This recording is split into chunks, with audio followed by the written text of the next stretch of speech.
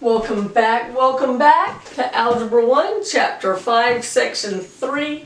We are learning about the slope-intercept equation. More than you ever thought was possible to learn.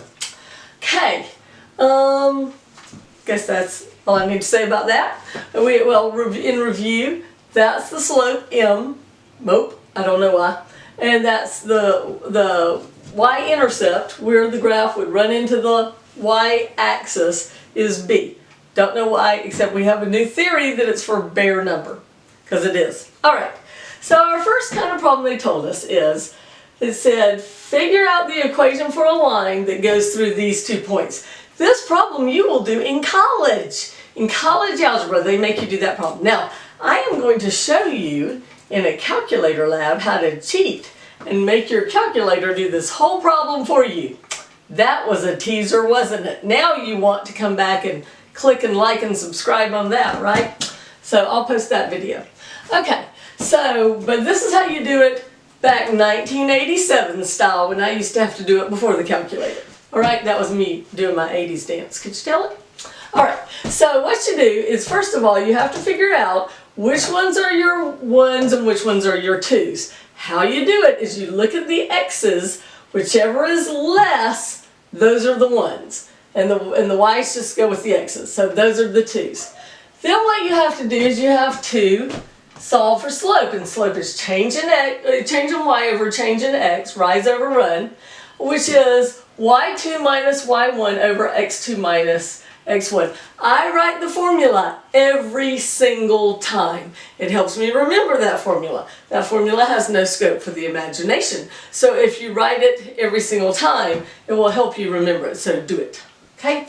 Next thing. Now I sing substitute, because I'm going to substitute these x's and y's into that formula. You start with y2, you go find it.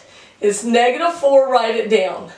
Next, you write the minus sign down. Then you go find y1 and write it down. And notice there's only one minus this time, because that's positive. Now we do the x2, so you go find it, write it down, write the minus sign down, go find x1, write it down. I always label these two, because otherwise I'll get confused and miss it. And it won't be because I didn't know the math, it would be because I wasn't organized. And then I'll be so frustrated if I miss it, because I was not organized. Okay, -4 minus 6 is -10. 3 minus 1 is 2. -10 divided by 2 is -5. That's the slope. Okay, now we've got the slope, so we go back over here, sing substitute again, substitute, and put it into, right there, into our y equals mx plus b. But what do we use for y and x this time? It doesn't matter. So I'm lazy, and I always try to figure out which one looks easier. It's a contest for me. This one has a 1. Ones are easy. Point for that one. This is 6. It's kind of a big number. Take away from that one. This one has a negative. Negatives sometimes make things hard. Take away from that one. A fraction would take away too. It doesn't matter, but I'm lazy and I like to try to figure out the one that's the easier one. Either one will work. I picked this one. That one won. So that was my x I substituted in, and that one's my y. Now we're going to solve for b. -5 times 1 is -5. Why is b not alone? It's got a -5. What's the opposite? +5. What I do to one side, I do to the other. So b is 11, and I can write my formula. Y equals m -5x plus b. Whoop, whoop, whoop. More fun with sound effects. Okay, here's another one. Another kind of problem you might have. We have a geometry figure. We're told that we want to see if these two lines are parallel and those two lines are perpendicular. Remember, if things are parallel, they have the same slope. If they are perpendicular, the slope is flipped and the sign changed. And the flip clap comes from turn up the radio, blast the stereo louder, and flip it. Flip it. Okay, so we have to do the flip it clap when we do this. Once again, more fun. Okay.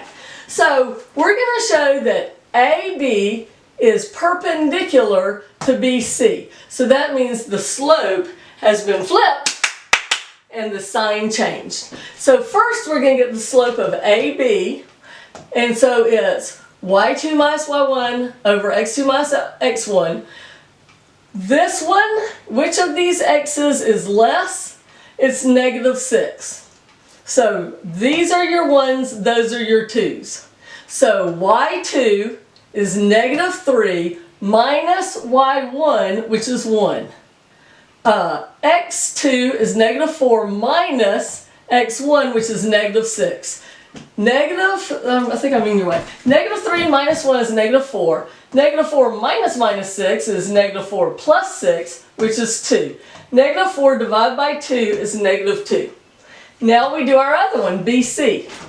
These are your 1's, those are your 2's, because -4 is less than 2. So now we're going to put it in. Y2 is 0 minus y1, which is -3. 0 minus 3 is 2 negatives make a positive, is 3. Now we go get the x's. X2 is 2, I can say that. Minus x1 is -4. 2 negatives make a positive. 2 plus 4 is 6. 3 minus 6 is 1/2. Are they perpendicular? Yes. Flip it, change the sign, it checks out. So, check. Now, they want us to get the equation of these two lines. Okay, so for this line, line AB, the slope we know is -2. We pick either one of these to substitute in. Oops, I'm going the wrong way. AB. Yes, 3y. Yes, we're doing this one. I picked that one. That was the one I decided was the lazy one. So y is -3, x is -4. That's the slope. -2 times 4 is 8. The opposite of +8 is -8. Well, you do to one side, you do to the other.